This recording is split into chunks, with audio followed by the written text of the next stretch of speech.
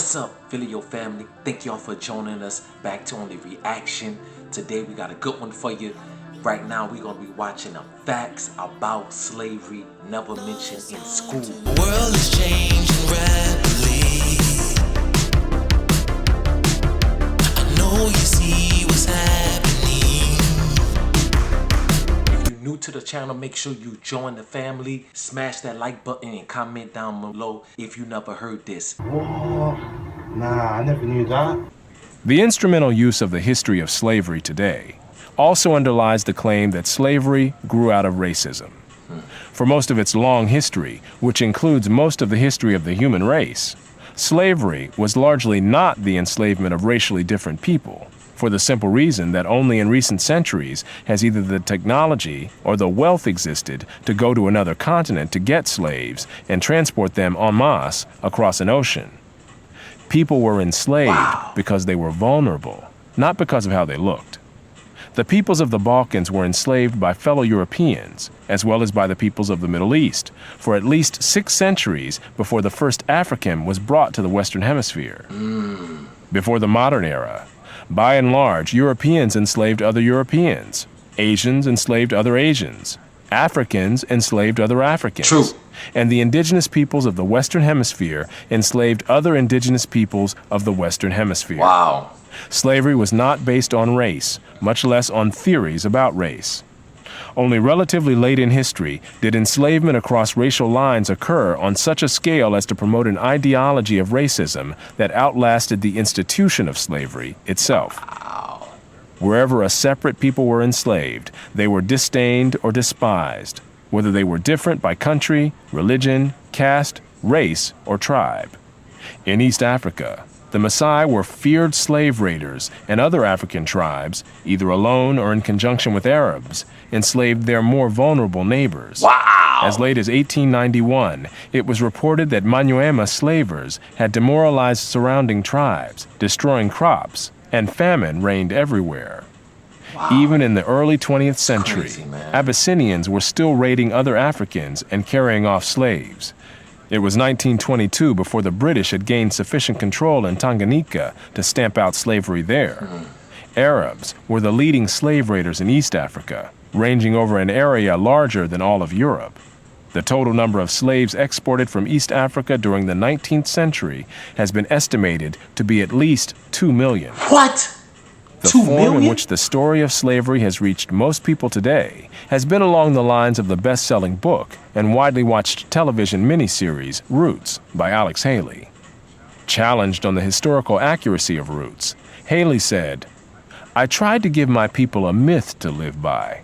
Wow. This instrumental use of history, or purported history, is open to the same objections as other instrumental myth-making. Despite the impression created by Roots, during the era of the massive slave trade from West Africa, a white man was more likely to catch malaria in Africa than to catch slaves himself. Whoa. The average life expectancy of a white man in the interior of sub-Saharan Africa at that time was less than 1 year. By and large, men from Europe or the Western Hemisphere came to the coasts of Africa, bought their slaves, and left as soon as possible. Whew. Even so, the death rates among the white crews of the ships carrying slaves to the Western Hemisphere were as high as the death rates among the slaves themselves. It was only much later, after quinine and other medical measures enabled Europeans to survive where there were tropical diseases, was it possible for them to invade Africa in force and establish empires there. But by then, the Atlantic slave trade had already been ended. During the era of that trade, Africa was largely ruled by Africans, who established the conditions under which slave sales took place. Whoa. The crew of a slave ship was in no position to defy African rulers and their armies by going out across the land and capturing people willy-nilly. The stronger African peoples captured and enslaved the weaker peoples. The same pattern found over the centuries in Europe, Asia, the Western Hemisphere, and Polynesia. In Nyasaland, the Ngoni and Yao swaggered over and terrorized other tribes.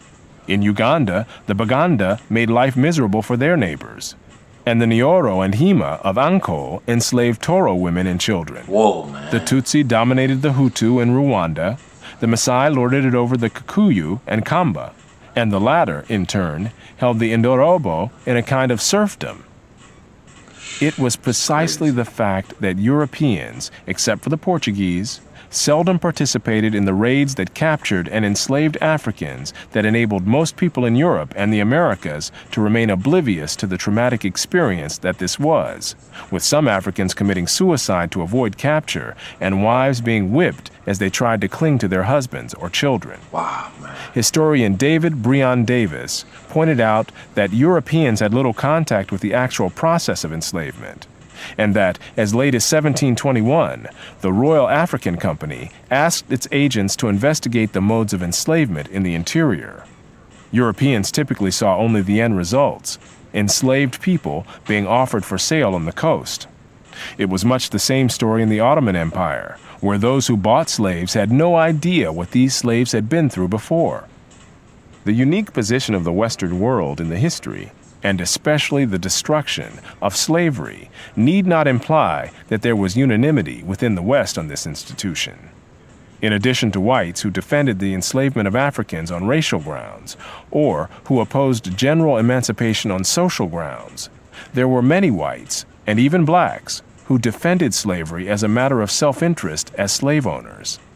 Although most black owners of slaves in the United States were only nominal owners of members of their own families, there were thousands of other blacks in the antebellum South who were commercial slave owners, just like their white counterparts.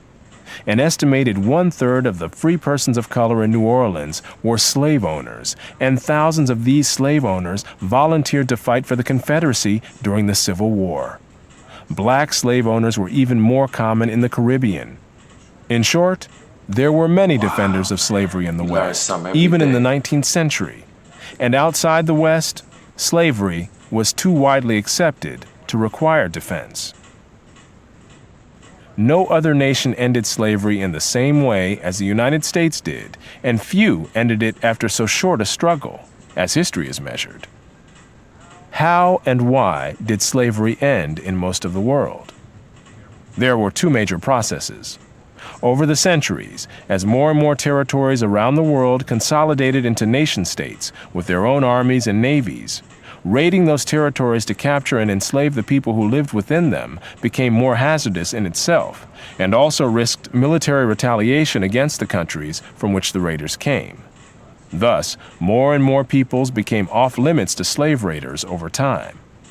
Put differently, the areas which remained subject to slave raiding over the centuries were primarily those where the people lived in smaller or weaker societies. Such societies continued to exist where it was difficult, for geographic or other reasons, to consolidate large areas under one government. This was true of the Balkans, the backwaters of Asia, and much of sub-Saharan Africa. By the early modern era, sub-Saharan Africa, with its numerous and severe geographic handicaps, was one of the last remaining areas from which vast numbers of people could be enslaved. What? Man, being from New Orleans, man, it's like, to hear this, I had to go share this story with my children, man. So I'm glad y'all stopped by. Make sure y'all go like, share, and comment, and subscribe to the family. See y'all on the next reaction. All right, peace.